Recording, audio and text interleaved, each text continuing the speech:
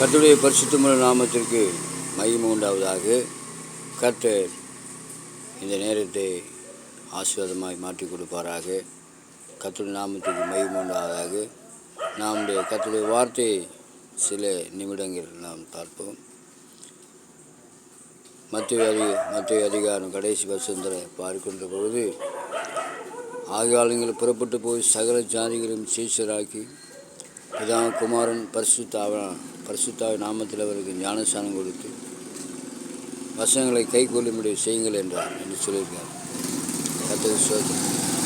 ஆகவே கிறிஸ்துவ சமுதாயமே, கிறிஸ்துவ மக்களே, விசுவாச மக்களே, ஊழியம் செய்கிறவர்களே, ஒவ்வொருவரும் இந்த கடைசி நாட்களிலே நாம் புறப்பட்டு போய் அநேக ஜனங்களுக்கு நன்மைகளை செய்து தர்மங்களை செய்து கர்த்தருடைய நாமத்தை அவர்களுக்கு வெளிப்படுத்தி கர்த்தருடைய வசனங்களை சொல்லி இந்த கடைசி நாட்களில் பரலோக ராஜ்யத்துக்கு அவர்களை ஆயத்தப்படுத்தும்படியாக நாம் புறப்பட்டு செல்வோம். கடைசி நாட்களில் நாளைக்கு என்ன சம்பவிக்குன்னு தெரியாது.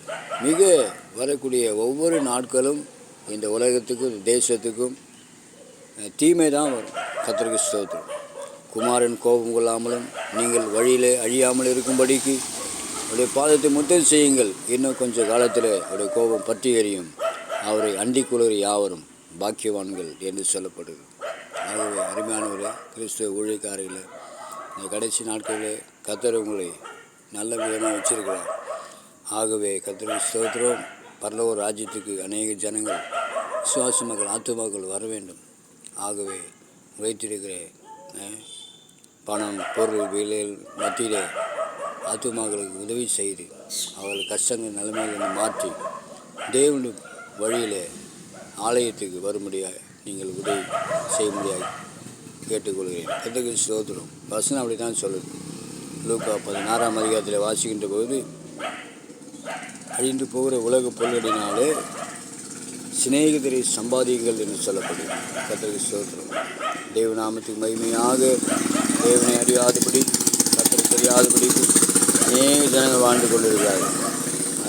ரொம்ப சிரமத்தின் மத்தியிலே இருக்கிறார்கள்.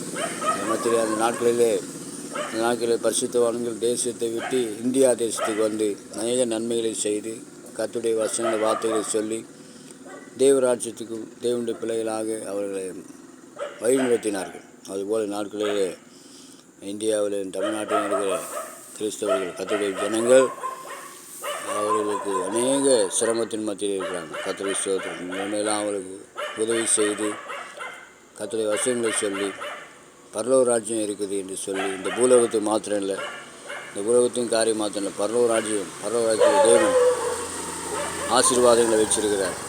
நிம்மதியான வாழ்க்கை. நரகத்துக்கு போயிட்டீங்கன்னு சொன்னால் திரும்ப வரவே முடியாது. கர்த்தருடைய ஸ்தோத்திரம்.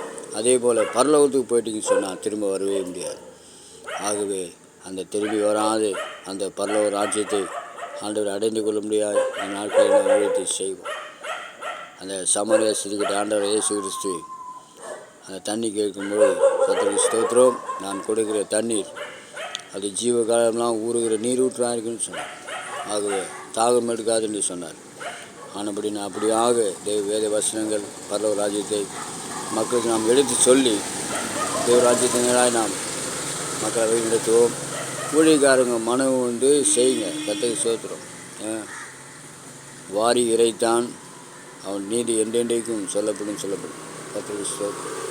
ஏழைக்கு இறங்குகிறவன் கர்த்தருக்கு கடன் கொடுக்கிறான், அது திரும்ப கொடுப்பார் என்று சொல்லப்படும். கவனமாக கர்த்தருடைய ஜனங்கள், நீங்கள் நாட்களில் ஊழியம் செய்யுங்கள். வேதவாசியத்தை மாத்திரம் இல்லை, அவங்களுக்கு நன்மை செய்யுங்கள். உபத்திரவத்திலும் கஷ்டத்தில் இருக்கிறவர்களுக்கு தான தர்மங்களை செய்து, கொர்நேலியு அப்போஸ்தலர் நடவடிக்கைகளை பார்க்கும்போது கொர்நேலியு அவன் செய்த தான தர்மங்கள்லாம் தேவ சன்னிதியில் வந்து எட்டினிலிருந்து பார்க்கலாம்.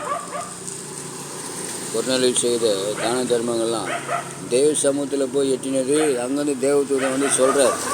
அதுபோல் அவன் சாதாரண ஒரு நல்ல இன்றைக்கி அதை விட அதிகமாக இன்றைக்கி ஜனங்கள் இருக்கிறாங்க. கர்த்தருக்கு ஸ்தோத்திரம். ஆகவே நேரத்தையும் நம்முடைய பொருள்களை வீணாகாதபடிக்கு ஆத்துமாக்களை ஆதாயம் செய்வதற்காக நாம் பயன்படுத்துவோம்.